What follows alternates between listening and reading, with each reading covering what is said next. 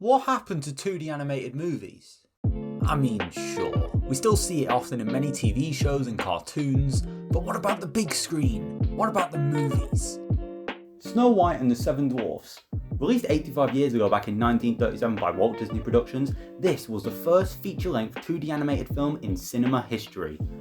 But now, it's been 13 years since Disney released their last 2D animated film, The Princess and the Frog. So, what happened to 2D animated films? Welcome to Frame by Frame, my love letter to the art of 2D animation.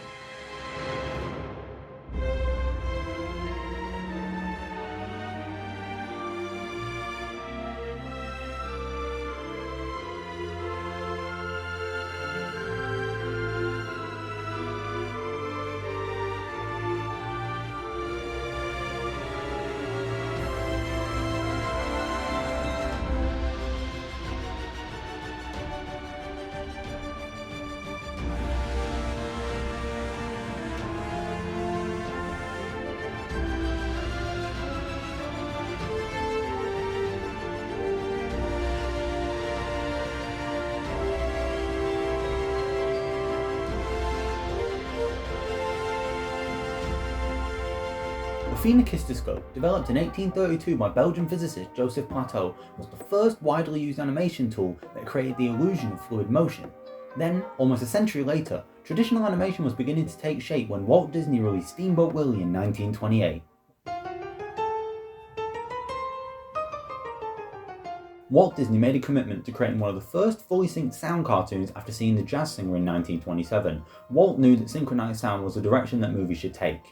The film has gained widespread critical acclaim, not just for introducing one of the world's most popular cartoon characters, but also for its technological ingenuity. This technological ingenuity would later give Walt Disney the courage to make history. Today in the Walt Disney Studios in Hollywood, there is coming into being something entirely new in entertainment. A motion picture called Snow White and the Seven Dwarfs, the first full-length feature animated production in cinema history. Snow White was a critical and financial hit, briefly holding the title for the highest grossing sound film at the time. Snow White received an Academy Award nomination and Walt Disney received an honorary Oscar for the picture. One normal-sized Oscar and 7 small ones made up this prize, which was very special. Traditional animation was able to succeed to the extent that it did thanks to Snow White. But how are 2D animated movies actually made? Welcome to how a 2D animated movie is actually made. Now pay attention, I have a PhD, a pretty huge diploma. You think you just draw the characters willy-nilly? Wrong. Step 1 is the story. There is no deeper link between humans than storytelling. We all tell stories every day. A story is essentially a depiction of a journey following a character or a cast of characters as they go on a journey and encounter challenges that they must overcome. A good story with good characters is the foundation to any good film. Then, step 2, the script. Before we animate, we need to know what exactly to animate. That's why the script exists. A script is the written narrative of the journey you're wanting to depict, showing the characters as they go through dialogue and movements and showing them explore their journey.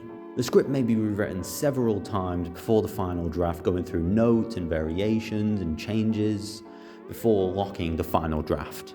Then, step 3, animation. After the final draft is locked, the animation team will split up into groups and get to work. Some will be creating the storyboards, some will be creating the backgrounds, and some will be working on the characters' movements and etc. There is many people who work on animated films. And then each artist draws frame by frame individually and then combines them together to provide the impression of movement. And then... But what about computer generated animation? What did you just say? No, what did you just say? Computer-generated animation, commonly known as 3D animation, has been around since around 1965. It evolved very quickly. In just a few years, they went from animating shapes to hands to faces. Then, in 1995, the first full feature-length 3D animated film released, Toy Story. It released to excellent reviews and a perfect Rotten Tomatoes score. It was praised for the technical novelty, the narrative, the musical score, and the vocal performances, and still to this day, it is considered one of the greatest animated films of all time. However, upon its initial release in 1994, The Lion King was able to bring in over $800 million in just its initial release, which was incredible. But then, in 2019, it was remade using computer-generated animation, and it brought in $1.6 billion in just its initial release, which both doubled the original and also became the highest grossing animated movie of all time. As a matter of fact, of the top 50 highest grossing animated films of all time, how many do you think are traditional 2D animation? 2. The Lion King is ranked 12th, while The Simpsons movie is ranked 45th. Since its introduction, 3D animation has completely surpassed 2D animation, but I'll stop there for now. It's time to talk to someone who's an expert in both. Hi, my name is DARRIAN James, and I'm an associate editor at Netflix Animation Studios. I've done this for almost 25 years. I've worked at Disney for 10 years, also worked at Sony Pictures Animation and several smaller studios before working at Netflix.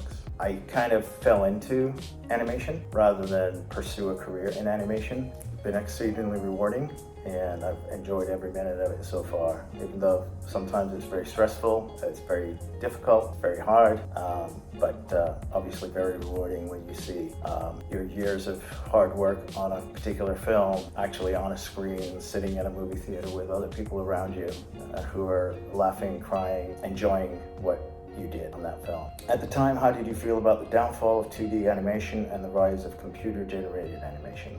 It was a really exciting time, but it was also a really sad time. I don't think people realized how quickly 3D generated movies would take off. And when you see the box office for Toy Story, people were just amazed at this new technology. And even the first Toy Story holds up so well. If you watch it again today, you know, even though the 3D animation is very simple compared to what you're able to be produced today in 3D animation, you know, it still holds up. I loved working during the 2D animation process at Disney.